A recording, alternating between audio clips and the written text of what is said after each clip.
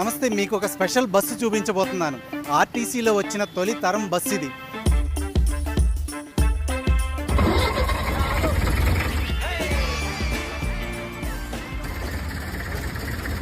పంతొమ్మిది వందల 32లో నిజాం స్టేట్ అంటే హైదరాబాద్ నిజాం హయాంలో ఉన్నప్పుడు అప్పుడు ప్రారంభించిన బస్సు ఇది. గతంలో బస్ భవన్ వద్ద డిస్ప్లే ఉండేది.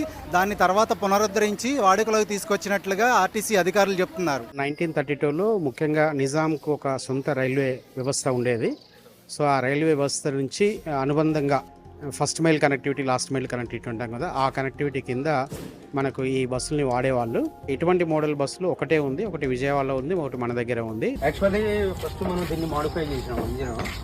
హ్యాండిల్ స్టార్ట్ ఇది మనకి ఆ సిస్టమ్ ఇప్పుడు వర్క్ చేయట్లేదు కాబట్టి మనం సెల్ఫ్ స్టార్టర్ ఫిట్ చేసేసి డైరెక్ట్ ఇప్పుడు ఏదైతే వర్క్ చేస్తున్నదో అదే విధంగా మనం ఇక్కడ చేస్తున్నాం. మేము దాదాపు 2 రోజులు ట్రైనింగ్ తీసుకుని నడపాలంటే 3 డ్రైవర్లు ఉన్నాం మా వర్క్షాప్లో. ఆ ఎక్సలేటర్ ఏమో సెంటర్లో ఉంటుంది, క్లచ్ లెఫ్ట్ సైడ్లో ఉంటుంది, ఆ బ్రేక్ ఏమో రైట్ సైడ్లో ఉంటుంది. అది చాలా డిఫరెంట్ ఉంటుంది. ఈ రాడు హ్యాండ్ బ్రేక్ ఇది. ఈ బస్సు ప్రత్యేకతలు కనుక మనం పరిశీలిస్తే మొత్తం 19 మంది ప్రయాణించవచ్చు. ఇది Nizam state rail and road transport department తరపు నుంచి ఇది నడిచేదనమాట.